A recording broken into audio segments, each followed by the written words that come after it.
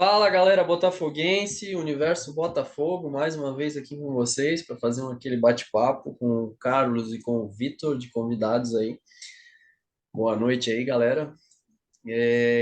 Hoje vamos novamente abordar o assunto campo e bola e dar sequência também, falar um pouquinho do Castro, estender um pouco para o clube aí que está com aparentemente um clima bem esquisito nos bastidores, né?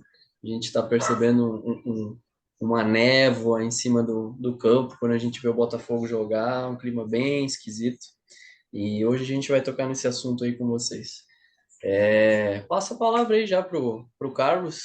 A gente estava conversando em off aqui, já deu uns pitacos aí e vamos iniciar o bate-papo aí, cara. Bom, beleza, obrigado, Rafa. Boa noite, pessoal. Boa noite, Vitor. Boa Pessoal noite. que assiste também. Assim, do jogo de ontem, para ser bem sincero, o jogo foi tão horroroso que comentar o jogo é difícil, né? Assim, teve três, quatro bolas na trave lá, aquelas bola vadia, né? O cara chuta meio de fora da área, meio de lado pro gol, a bola pega na trave e volta. Assim, mais do mesmo, né? Criação nenhuma, o time não cria nada. Os jogadores aí, pelo menos ao meu ver, não confiam mais no trabalho do Castro, ou o trabalho dele não encaixou, uma coisa ou outra, né? Não sei qual das duas que está pegando. E se eu vou falar tecnicamente, eu não consigo tirar ninguém do time. Eu falo, esse aqui tá mais ou menos bem. Para ser bem sincero, sabe? As pessoas que estão jogando, que estão entrando pelo Botafogo, tá faltando hombridade ali para o elenco, sabe? Eu não sei se tem racha com o treinador, que é aquilo que a gente estava falando em off já antes. Né? O Rafa deu uma introdução que eu concordo muito, tem alguma coisa muito errada dentro do clube, só que como o clube está muito fechado hoje, ninguém está entendendo ou sabendo o que está acontecendo. Os próprios influencers ali, a mídia tradicional, ninguém trouxe, mas quem acompanha minimamente o ambiente do clube, você vê o Castro não fala mais nada, sempre está com um semblante fechado, os jogadores em campo mal se olham, mal conversam. O Vitor Sá, que era um ponta minimamente agudo, ele pega a bola e só volta, ele não tenta um drible para frente mais. A confiança não existe. O único jogador que eu vejo que tenta minimamente alguma coisa ainda é o Tiquinho, só que ele é a ponta do iceberg lá do final, então se a bola não chega para ele, o Botafogo é inexistente. Então, assim, ontem é um dos papéis vergonhosos aí dos últimos jogos do Botafogo, mais um papel vergonhoso. Eu, olhando o time jogar ontem, me veio muito o time de 2020, que caiu como lanterna no brasileiro, né? Era o mesmo tipo de jogo, né? Um Sim, jogo. sim. Os jogadores entram em campo pedindo para o jogo acabar, parece. Parece que não querem estar ali jogando pelo Botafogo, né? Teve até a postagem de um colega de torcida, que eu não lembro o nome. Ele foi no Instagram do Adrielson, não sei se vocês viram isso, né? Não, E não daí ele vi. fez um comentário falando, ó, a torcida não admite esse tipo de atitude, a gente não sabe se vocês estão fechados ou não com o Castro, mas independente de estar fechado com o treinador ou não, quem não está dando a cara em campo são vocês, a gente está olhando isso. E aí, assim, no meio disso, um dos comentários, o próprio Adrielson veio lá e curtiu, assim. Então, claramente, o grupo não está legal, assim, a gente não sabe se tem débito com o elenco, se teve alguma briga depois daquele jogo do Vasco, que para mim foi ali que desandou legal o clima. Então, assim, alguma coisa está muito ruim dentro do clube. Eu não consigo identificar o quê, né? A gente é torcedor, mas assim, como torcedor, o que eu consigo identificar é que o trabalho do Castro não tem mais como, né? Não tem clima com os jogadores, ele é um maestro de uma nota só, então ele só joga no 4-3-3 com dois pontas abertos. O Botafogo não tem dois pontas agudos nesse momento. Então, o Botafogo, claramente, todo mundo que analisa um pouco de futebol fala que o Botafogo deveria jogar no 4-4-2. Faz o meio-campo recheio de meias ali, o meio-campo. Bota ali, por exemplo, o Luiz Henrique do lado do Tiquinho, né, para jogar o mais perto do outro pelo centro. E os meios que se distribuam no campo e vai jogar, você vai criar muito mais. Mas ele também, na minha opinião, ele não quer, justamente para forçar o Textor a comprar os jogadores que tem que comprar, contratar no caso. Então o clube vive uma guerra fria. Hoje em dia, se você definir o Botafogo, é uma guerra fria dentro do clube, literalmente, porque inclusive só quem está lá dentro sabe o que está acontecendo. Nós aqui estamos só supondo e tendo a certeza de que algo está muito errado, mas o quê? Eu não consigo falar também. Uhum. Vai aí, Vitor. Segue aí, emenda. É, boa noite, pessoal. Boa Boa noite, noite. boa noite, Carlos. Fala. A partida de ontem foi mais uma forma assim, que a gente expressa que o trabalho realmente, acho que ruiu, né? A palavra certa. Ele não dá liga, a gente estava comentando sobre isso na última vez que nós participamos. E realmente parece que o elenco não está mais fechado com ele, eu concordo com o Carlos. Eu vi isso, eu percebi isso na coletiva de imprensa. aquela arrogância que ele tem na hora de falar, como sempre, parece que ele é um treinador que ele ganhou 10 campeonatos nos últimos 10 anos. E mesmo assim não daria o direito dele a de se tratar daquela forma. Mas é uma arrogância, assim, uma coisa meio que, eu sou acima dos outros treinadores, eu tenho um nível intelectual. Cara, ele tem que abaixar um pouquinho a bola dele, porque o momento não tá legal, o time não vem jogando bola, essa é a grande verdade. Ontem foi engraçado que eu estava assistindo o jogo até com Tava assistindo o jogo na casa da minha irmã, e lá eu tava assistindo com o meu cunhado. O meu cunhado, assim, que ele não é muito fã de futebol, ele não acompanha muito. Cara, para vocês terem noção, a palavra dele foi o seguinte: Nossa, esse time do Botafogo não é bem treinado. Então, o que que eu quero dizer com isso? Uma pessoa que não é fã do futebol, que não acompanha, ele já tem essa noção que o trabalho do Castro é fraco. Ele percebe que não são movimentos, parece que os caras cada um tenta na individualidade. A gente estava nos lampejos do Tiquinho, nos lampejos do Eduardo, e mesmo assim é muito pouco para vencer a poderosíssima Portuguesa. É mais assim, eu considero como vexame aquilo que foi ontem, não se pode ficar satisfeito com isso. Nós estamos jogando uma Taça Rio, que é um torneio de consolação, e mesmo assim passando um sufoco para ganhar da Portuguesa. É mais ou menos isso mesmo. É o trabalho não dá liga, não parece que não vai andar e, ao meu ver, o Botafogo está perdendo tempo. Acho que a gente já poderia fazer uma mudança agora do que depois lá no Brasileiro vir fazer uma mudança e depois que a gente tomar duas, três, quatro porradas. Aí vai ficar difícil mesmo de mudar com o carro, já o campeonato andando, é complicado. Me chama Até muita porque, atenção. Vitor, Pode falar. falar só um comentário, até porque assim, agora, se você troca o treinador agora, né? Eu concordo com 100% do que do Vitor falou. Se a gente troca um treinador agora, você vai dar tempo para ele entender o elenco, né? Botar o jogo dele no treino, né? Vai ter ali umas 3 semanas de treino, 2, 3 semanas. O Botafogo adiando o inadiável, o Medeiros, ele comete os equívocos dele como qualquer jornalista, qualquer ser humano, mas uma coisa que ele tem batido na tecla é verdade, assim, o Botafogo está adiando o inadiável. O Castro tem que sair.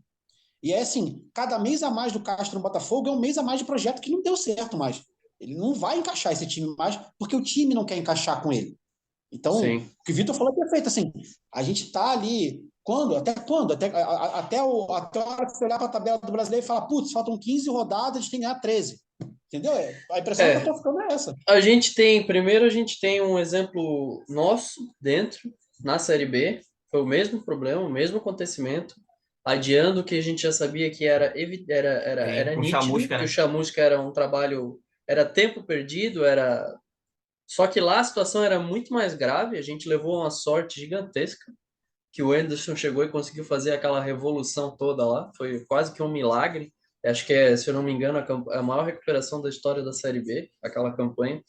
É, essa questão do Castro nas coletivas também me lembra muito o Chamusca, que era engraçado, chegava na coletiva, o cara falava, via um jogo totalmente diferente do que a gente via, né? O Castro começa a me incomodar nisso, porque eu até entendo o treinador não entrar tanto na onda, às vezes, da imprensa na hora das perguntas, mas chega um ponto que a gente tem que falar a realidade, né? A fala dele após o jogo com a Portuguesa, dizendo que fez um ótimo segundo tempo e que foi dominante, que só a bola não entrou, isso é um delírio, assim, é uma falta de autocrítica, uma falta de humildade, uma falta de respeito com o torcedor, não chegar e não falar, não, pessoal, realmente. E lembrando que é o segundo jogo. Ele fez um jogo contra a Portuguesa há pouquíssimo tempo, né? Uma semana antes, duas ali. Perdemos o jogo. Perdemos a classificação porque ele não conseguiu ganhar um jogo básico desse. Então, a questão na coletiva que foi perguntada a ele, da questão ali que até o Medeiros teve ali uma discussão áspera com um monte de torcedores ali hoje no Twitter e deu problema ali, porque ele deu uma resposta lá pro rapaz lá do GE, que era do lance, me fugiu o nome dele agora, Sérgio, eu acho, né?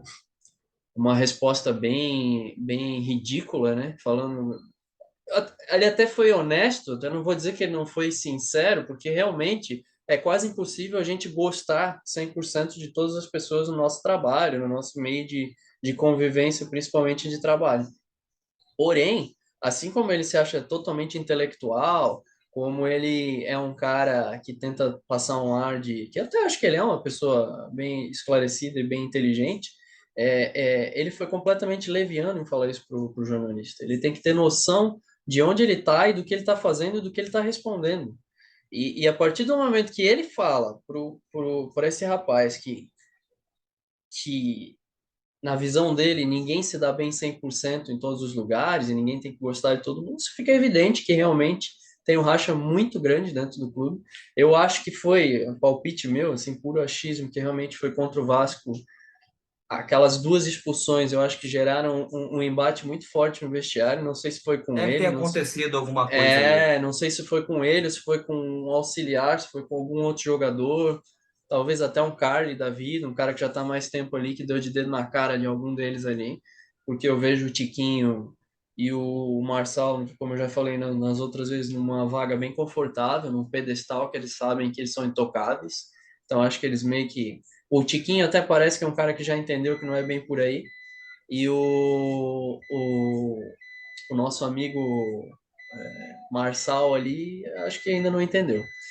Então, assim, gente, eu acho que enquanto essa questão não for resolvida, cara, o Botafogo não vai sair do lugar. Eu acho que a gente está realmente perdendo tempo que ele é preciosíssimo, porque a gente poderia acertar isso antes de começar o brasileiro, antes de começar a Sul-Americana. Então a gente vai para uma perda de tempo que é como o Medeiros falou, como o Carlos falou aqui, é um negócio que é questão de tempo. Ele vai ser demitido, realmente ele vai ser demitido. E assim, até para falar sobre o Castro, já pulando a pauta do jogo, que a gente até conseguiu se estender mais do que conseguiria normalmente.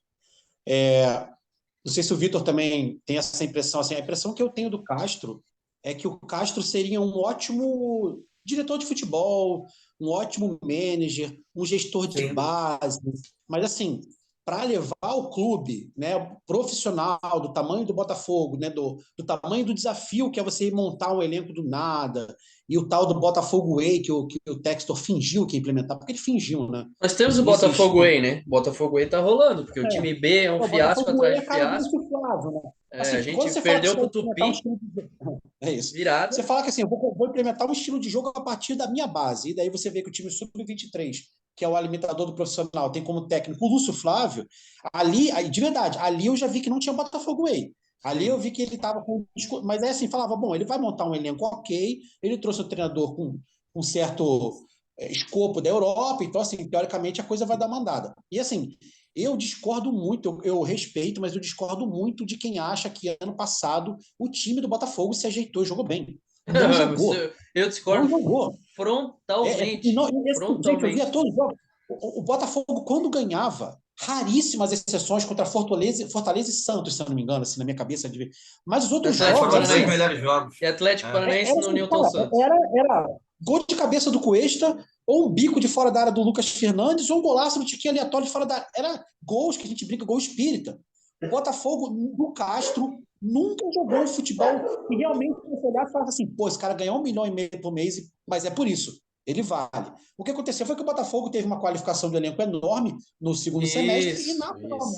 naturalmente o time deu uma encaixadinha, questão O Nitidamente, técnica, individual, né? nitidamente o individual. Eduardo foi um ponto de virada. O Eduardo foi um ponto de virada e o crescimento do Jefinho. Foram dois pontos É isso que eu assim falo. Na verdade, eu acho assim, o nítidos. Botafogo deu a sorte de garimpar o Jefinho. Porque se você Exato. começar a lembrar o que o Botafogo criava, desde o ano passado o Botafogo era manco. Porque assim, o Júnior Santos ele corria muito, mas produzia muito menos do que corria. Mas assim, ele pelo menos enganava a marcação. Mas o que a gente criava de fato era com o Jefinho. O Jefinho limpava um, dois, três jogadores, e aí, por mais que a jogada não terminasse no pé dele ou do pé dele, olha o tamanho do campo que ele abre. Se vão dois ou três para cima dele, alguém está sobrando. E era nisso que o Botafogo fazia o jogo dele. Hoje a gente